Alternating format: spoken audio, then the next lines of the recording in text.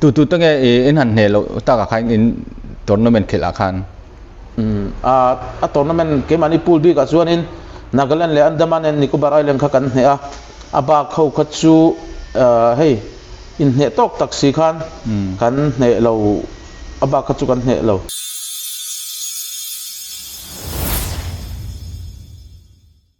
che bai ve ko le hei voinia hun tra tak mai sar jesian mi han pe theya tun nai National Senior Volleyball Championship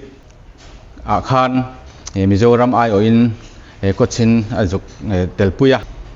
National Senior Volleyball Championship a hi January ni sari tang ni som pathum khan khel ania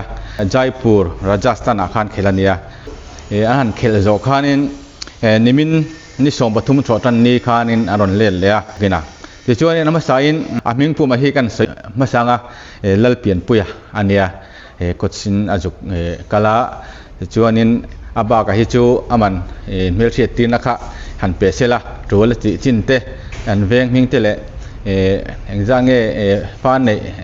no pui ming te po kha no le pa te po thul de chuan han soi masa sia thawme ola kalome kapa hi si razadala late ania chuan kanu hi lal than tluangi ania ni hi chinga veng laman oma ke hi no pui fanau tenen luang mola kanin dang ve a tunen kan khosameka kan nu hi arlin khobung ania chuan fanu patni kanei ani luang mual veng thang press battalion biakin bula che hianin an oma halai de kha kan soi bel lokanga nia National Senior Volleyball Championship kha injuk kala Rajasthan Jaipur a khanin chuta chuanin hei an khel hun hi kumthar sang ni somni panga kumin January thla kha ani awangin kum sang ni somni pali December ti chhovela khan in bua sai nga ya hun puilai ania player te kha enga mozat kha kal tur khan select an nia amai ra chu phang tiang select kar a khan in kal thelo te po kha anan om nuala pakuan kala khang howa kha akal howa kha in manager tenen khanin tu tenge te khamen an thil ma salok te se kan manager hi pu Donald Kholsing kanan veng ania tin MVA hian vice president nilai ania chuan kan players te hi setara David Laram machuana Kulikon West le Sitea Sizonun Moya Maubok ania chuan mizotena kan shit all some danin soimela high bola hianin kel fakoma farkon zomon sanga kho hai chuan Fabian Lalung nema ani hi scholarship ani boka chuan universal lalshet puya lunglei ani boka chuan libero hianin larin heta hun tharveng mi dila alaya hianin zo sang zuala kanan le zo dingliana din tharte an kala chung ho chu players le foi tu kal chun nie balbuanga kan thiet te tin rem sang zuala lalma ma an tiate tin biak muana te po an nia chuta tripia tanpuya te siding puya saite kan ti te tin sadrak te po kha anin kan sia chuan lalnun fela te tin johan vanessa nga tho kha kal tura kan han be sei deu an mel kan han mu tak lo deu khanin kan sia ka soi sual lo chuan khang ho wa kha engwanga ron kal theilo nge an ni ti lai kha miana sei sakse ko tak akal talo chu wal buang le moite le tripi kha ania anni kha chung kolam le aizannan puten chol an pek thelo wang teina nong kal thei talo ani a he kan thiat agin hun pui lai le hun pui zo mai ani wang khanin chung kolama harsana ne nan nei wangin anong kal thei lova tin ba ka ming ron lam chu tak players than khat chu ania tun tumatan chuan ko an ni lova ve bokana a chan chu ni hun chep tep ter nen anni hi kal se thange tin roi tu ten anan than ho kha tuna mi ho chu ni deuh meya ba ka chu ni a chan an ko le ko lo chan tak kha chu ka soi mai thei bik lo ani chuanin kan han soyang khanin hun pui chho bor ve la khan in buat sai ngai wang khan khalai kha in buat sai dan tak ti kham yan chilte nia sai tak ang khan a hun hi kum thar roi the zo mai ang khan nia soi tu ten miron bekwala kal tur ho kha coach sur te le player sur te ti khan kanan bekwala chuan practice na ngai na om si lo wa thingtang lamte an ni hloma wangin ti chuan in mani in fitness su lo in buat sai mai turat ti kha an nia player so te po hem chu cha fitness a chuan an thapa ngai view chung ka sia mara chu ati manga han in khel ho le em khating kha kan nei thei tangang lo ani kan in buat sai dana khanin kan khen tur chin to ka kan thlenge a to khopalom ti lai kha engtin nge khalai khai ril ru om ve deu dan nia han chen ta han khel ta ka chuanin kan be sei in result kan nei chia iti tok mai te ang tle min hun thol deuh chu hanin nei lang chuan tun ai hian result tha chu kan nei ang Mizoram kha pule fa khang khanan oma pule fa khanin tu tange om ti lai kha mi han soi sak le lok pule fa hiang ke ni Mizoram ania chuan Puducherry nia Nagaland Andaman and Nicobar Island Delhi Maharashtra le Chandigarh chungo chu kanam hantum harsa zual de wakha an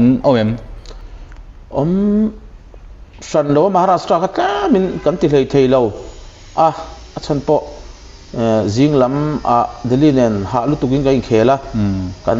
ui lu tuka kan chak lo wang khanin khanin taksa le ru na sa takin min honga khami awang khanin Maharashtra kha chu kan ne lo ang reng khop mai tu tange in han ne lo ta ka khain in tournament khela khan a tournament ke mani pool bi ka chuan in Nagaland le Andaman and Nicobar Island kha kan ne a ba khau kha chu hei in ne tok taksi khan kan ne lo aba kha chu kan ne lo Mizoram a hianin hemi a coach license ang kan tiang chi te tin national coach license kan tiang chi te hi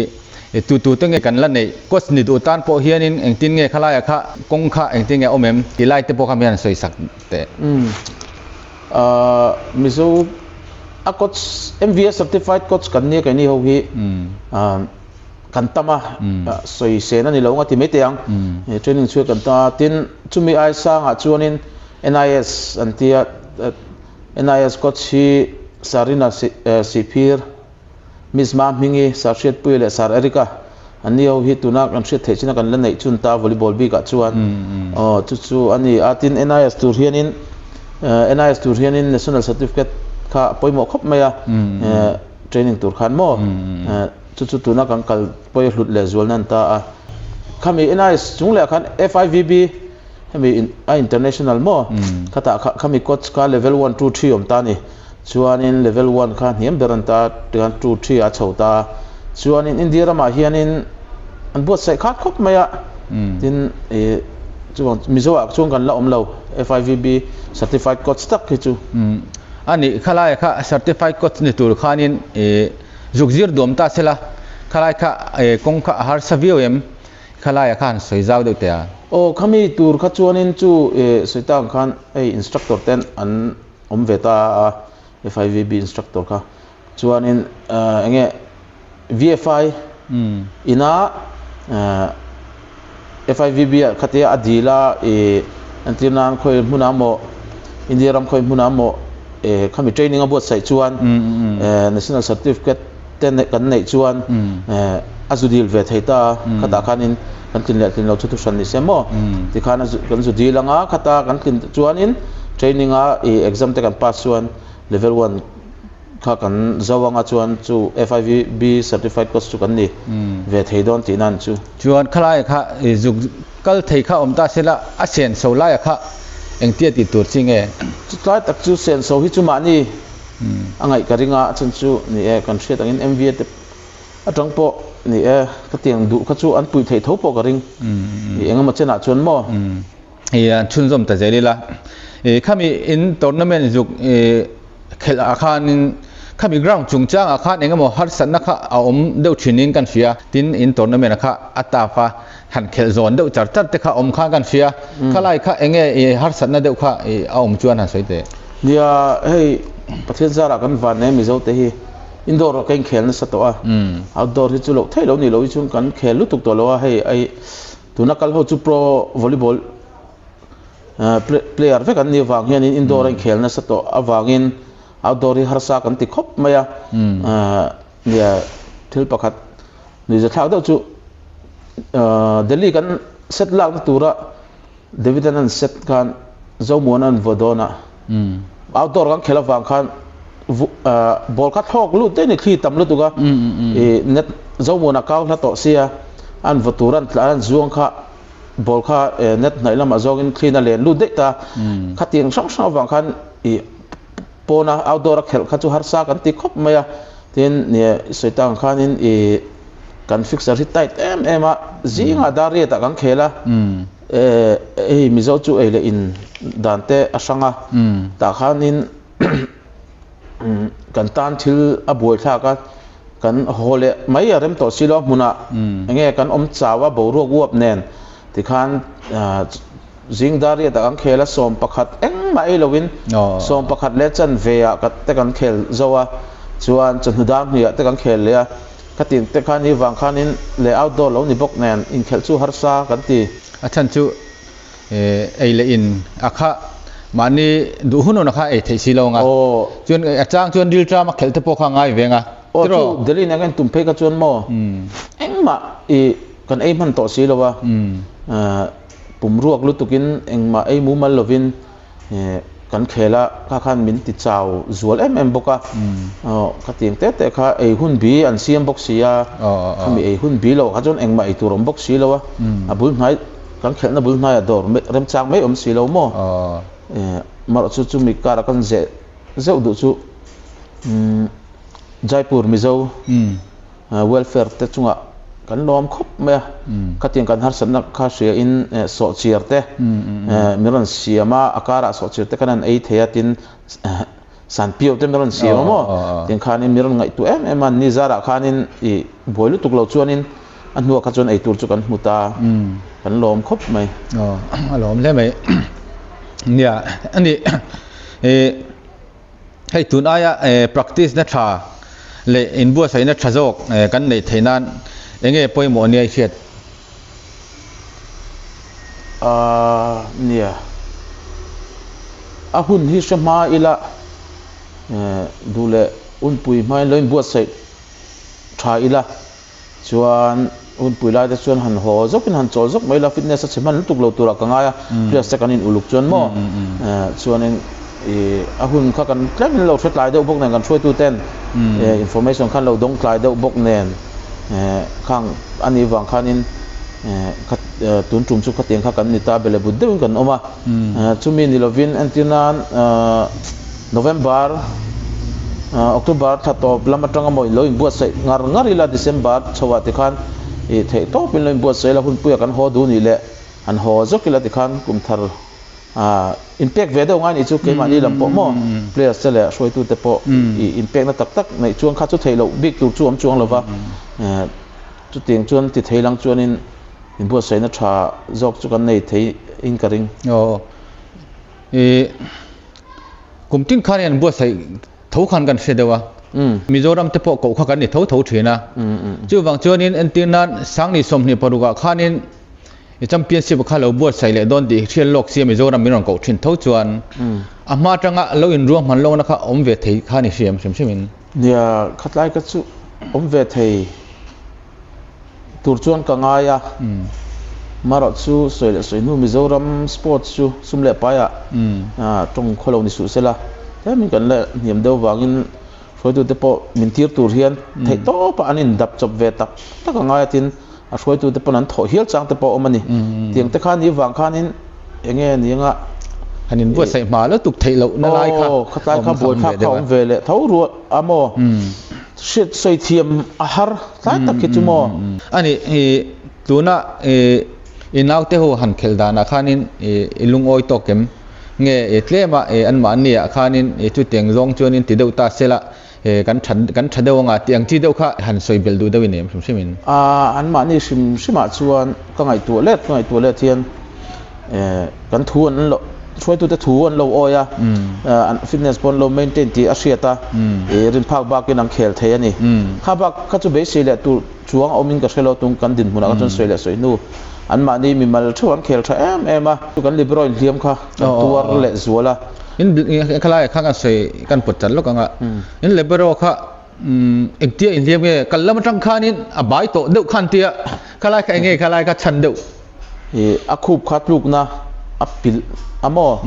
ข้าอาคูปฐมชาเลยเทลวะข้าเนี่ยเห็นมาตักจนชุดอย่างงี้ยังไงกันแล้วมันจิกลึกตุกแล้ววะโอ้ไปเลยเลี้ยมซาอันนี้อมจุกแค่ช่วงเราเห็นมาจนหมดอันนี้จูอันนี้เฮ้ยกันเพลย์ที่มิโซรัมอ่ะเห็นตักกันในเวนัวตัวpro volleyball te inter village te kan an khela hian chunga chun state dang team a khel tur hianin kan player te hi an mani mental a hianin thatokin i riam mental zong chun thatoke an thal tup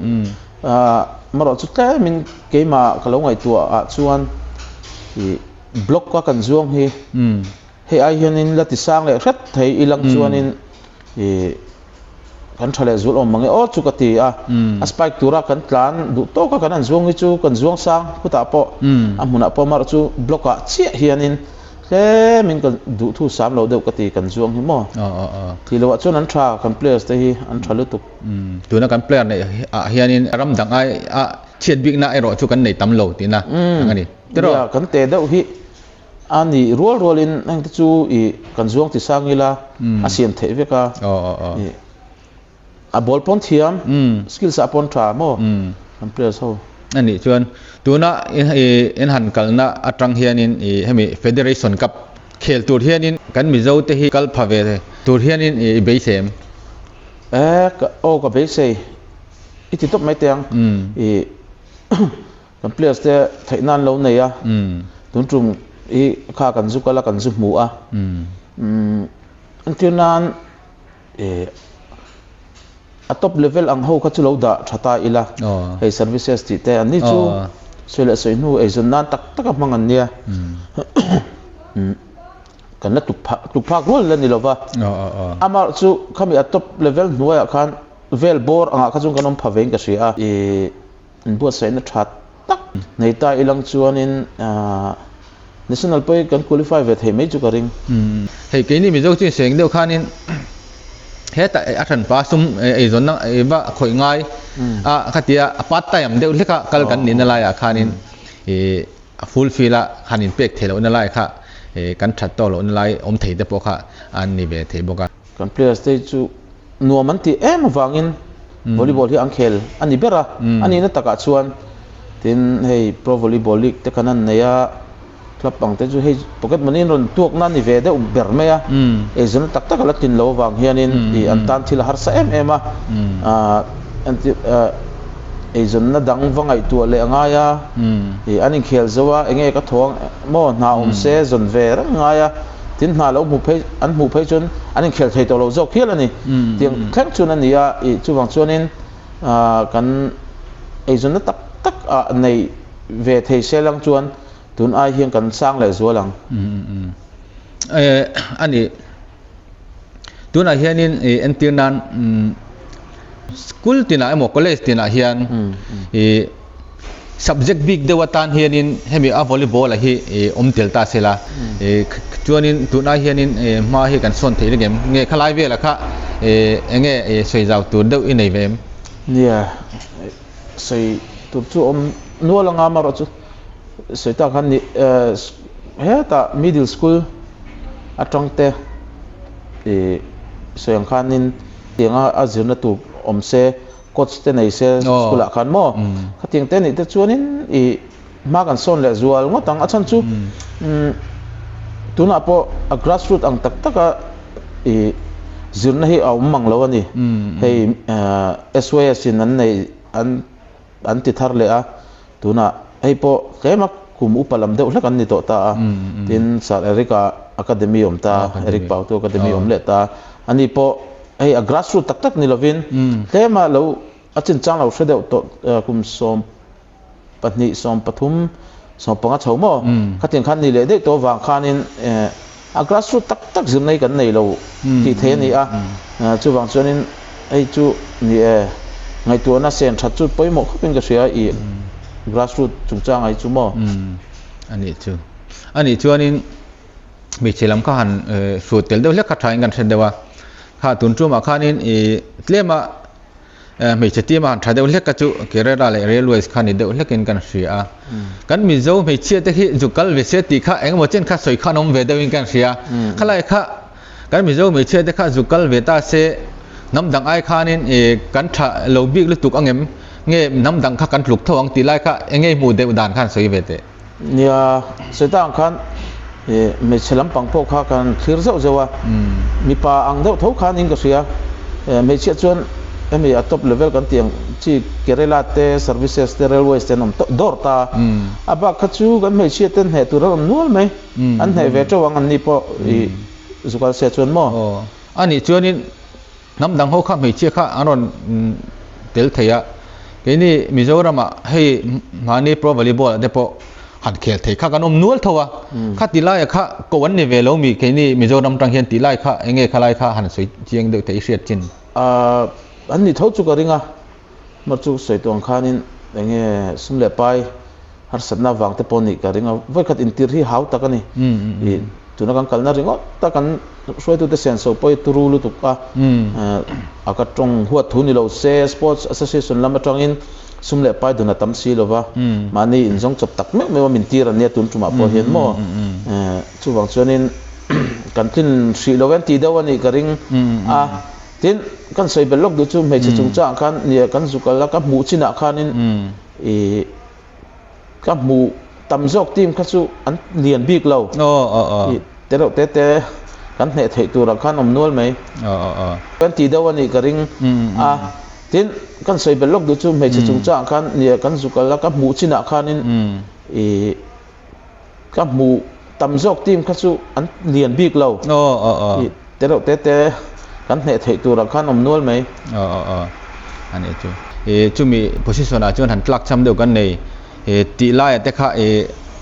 a om ve theya mi high ball kan ti mai a ball lian vua hi kan pan na kha kan tuar ani ber mai kha le alai kha patni chau kan nei mo khel chiat ponin thak ngai na om chuang wok si lo wa tlem chung kan pan deu ni mo squad pan lu tuk tin high ball apo khel chian om ta ni in thak na mai tur kan nei si lo wa chuan in kan in thak thei dan ber chu set kan lak lovina adot le set tura khan zo mo na te amo universal kan da luta an lo pon fakte amo kan da luta riat puya high ball kan da ris kan la top zel mo khating lo chon in thak vak ngai na kan nei lo top ang khan ta mo kha ne kan tur de bok referee chungchang akha tuna kan zukal na tanga engemo ke mani referee mizoram referee poina ma kan son te tur te pokom be te ya tin i mudan te pokha ni soi tur te po ngai la khutilai te chuan antinan hei jam sharp kan timo hemi tos bolan tosa thanin kontak aom nu che khanin plan lu kha ngan phalta ni ani chung khalai kha an open vele deu tasia khalai kha mi rules kha khutilama an man dan rules sa kha mangtai la thajokem antinan tun interbile sangate pro volleyball ang te po khan hetilaya kan man dan hi kan mang stick lu duka khulai an lo man lo khanin ti than akan lo nei khan kan than lo pui them khalai kha nge kan referee te khan khatilaya kha tlemin han open deu se tiang chi deu kha nge ngai dai nem dia dik khami lai kha chuan mo adan ang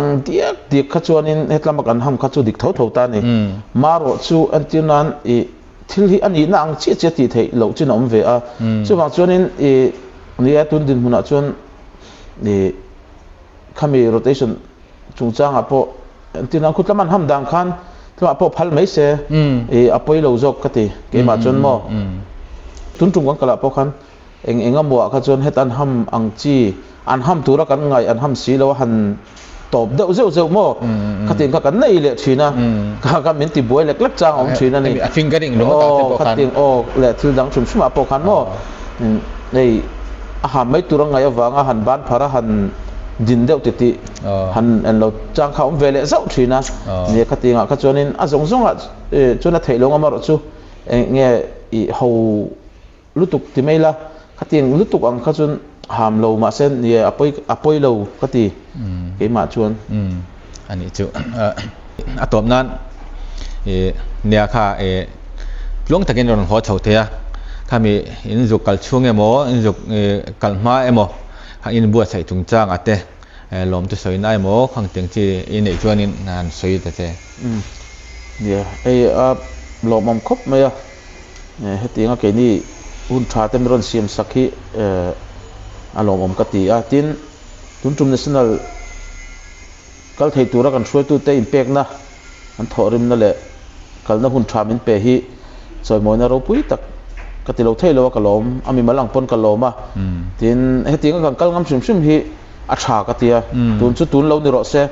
ni e social na te po a omanga dikreng maro chu ti kan kal ngam sim sim hi a tha katia e hian nakin le zelang honga kal zelila tuna result thala nei lo mai la antik nia mo chuan result tha kan nei huna la omang ka soi ve fautin chu football a tun ma in referee min tran lo ti te soi tam thina ni tun tuma po kan tong chi arenga khatin kan tong chho ve zenga I kan result tha chuan min tran hun te khatin chu abo huna la om ve do ni chuan chuan tuna min tran lo na kan ti kan nat rilu na tam tak kan nei te po I nakina chuan abo chho ve zelang chuan chuan ti hiang kal ve zelila I a tha ka ti atin kan kal na chung chang a po hei thlo na li ring lang kala min duat em kan lo mani tin chumi pia chuan in khuta mun om kan soitang kan Jaipur Mizo welfare te chunga kan thinglong takin kan lo mani tun national kal ho kha min duat em kan ril tram hlawin ei tur kan ei chak min siam saka chu mai loin choya te min so ma ti khan cho te min ei pui mo an mani in seng sovin min duat em an chunga po thinlung takin kan lo ma tin to bera chun soi tun thlenga min shwai tu pathian chunga lom thu kan soi boka tin hun tham pe tu mv shwai tu de chunga thinlung takin lom thu kalte ai oi point kan soi bok ni ale voin tan chuan kan du tok tura ngai la ti khanin sir tu zong zong te in zawai chunga lom thu kan soi tak meu meu ani